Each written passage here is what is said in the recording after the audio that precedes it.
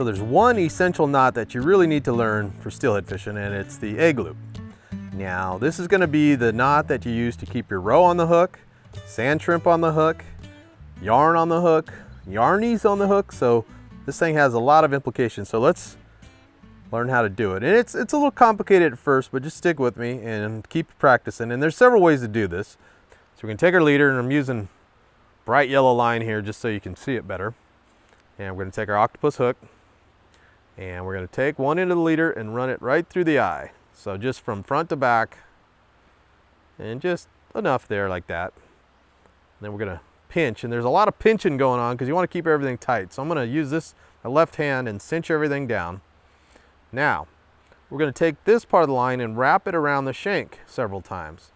You want to start right up against the eye of the hook. Whoops. See, if you let things go, it gets loose. Okay, so up against the shank of the hook, and I'm just going to do this really slow so you can see it. And typically 6 or 8 times, something like that. You don't want the wraps to overlap each other. You want them to go side by side and sit nice and tight. So again, I'm going to go real slow here just so you can kind of see what's going on. My left hand's pinching everything tight. Right hand's keeping this wrapping line tight. Tight, tight, tight. So that's probably 6 or 8. I'm going to go a few extra just so I have a little more room to see things for this demonstration. Okay, so now we're tight. Now I'm going to use my middle finger here. If I let go, all those coils I just did right there will come loose. So this finger is going to, in addition to pinching that tag in, it's also going to hold that knot. So it's hanging in there right now. So I'm going to take the other end of our line, other end of our leader, and push it back through the eye of the hook. So this is the opposite way we went in with the other side. So we're just going from the back of the hook out the front of the eye. And so I'm going to just pull it tight, and you end up with this kind of big loop right here. And that's the key to this whole deal here. So see this line coming off? That's where our original wrap was.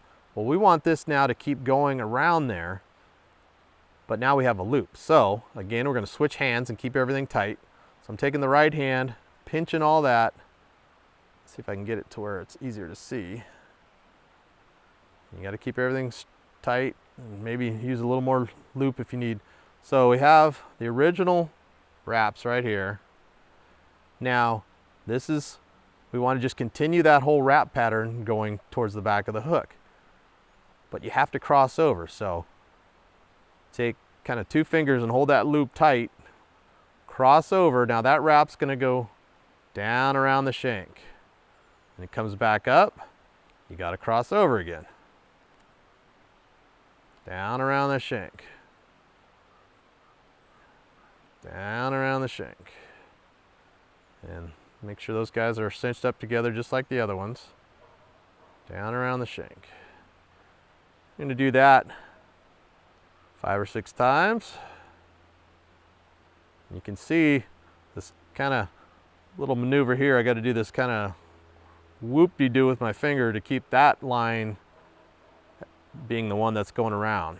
So now the final step, and this is going to be kind of hard to see because I have to keep everything pinched tight, but throw one more in there. I'm going to cinch everything down, make sure that doesn't slide over the head of the knot, and then all that's doing is pulling that tight. Cinch it down. We'll trim this end here, but what we've created is this little egg loop, and that was a product of those little whoop-de-doos at the end of the knot. That's how we got that out of the deal. So you can see the original wraps from the first part just going like that. Then we went back out, did the loop, and these were those last loop knots, or loop wraps right there.